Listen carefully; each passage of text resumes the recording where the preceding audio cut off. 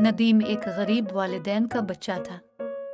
इसके वालिद दिन भर मेहनत मजदूरी करते थे और जो कुछ कमाते थे उनसे घर वालों का मुश्किल से पेट भरता था। वालिदैन के गरीबी को देखते हुए नदीम ने ज्यादा पढ़ाई नहीं की थी और जल्द ही मेहनत मजदूरी के लिए जाने लगा। सबसे पहला काम जो उसे मिला वो एक अमीर आदमी के घर में खानसामा का था। वो वहाँ मजे मजे के खाने बनाता और खुद भी खाता। शाम को घर आते हुए अपने माँ बाप के लिए भी मजे मजे के खाने लाता। माँ बाप नदीम से बहुत ज्यादा खुश थे और उसे दुआएं देते थे। इसी तरह वक्त गुजरता गया और नदीम बड़ा हो गया। इसकी माँ और बाप दोनों फौत हो चुके थे और अब उसकी एक बीवी हिफ्सा और 2 बच्चे रोजी और राहिल थे। नदीम जिस सेठ के घर खानसामा था इसका इंतकाल हो चुका था और उसके दोनों बेटे अय्याश थे।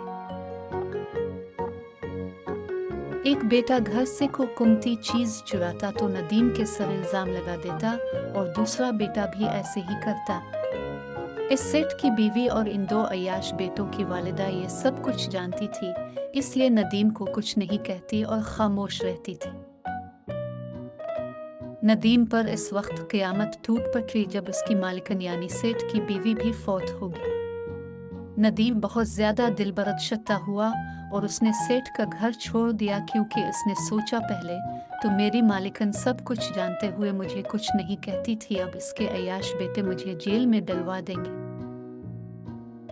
घर आकर जब इसने ये बात हिफ्सा को बुती तो वो भी परेशान हो कहने लगी कि अब हमारा क्या होगा, बच्चे अभी छोटे हैं और पढ़ाई करते हैं, महंगा बहुत ज्यादा और थोड़े महीनों में हमारी सारी जमा खर्च हो जाएगी। नदीम ने कहा, तुम फिक्रमंद क्यों होती हो, सब कुछ ठीक हो जाएगा।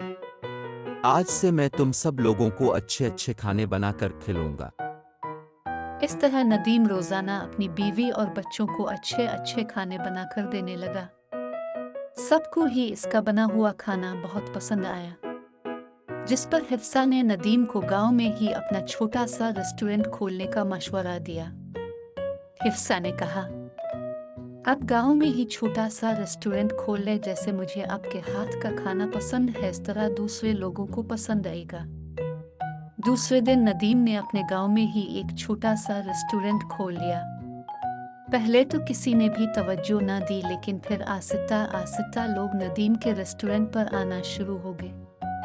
जो को भी एक दफा खाना खाता वाह करता और दोबारा आता और नीबिश की फरमाइश करता। इस तरह नदीम का होटल अच्छा चलने लगा और उसकी तमाम परेशानियां दूर हो और उसका सारा खानदान अच्छी जिंदगी बसर करने लगा।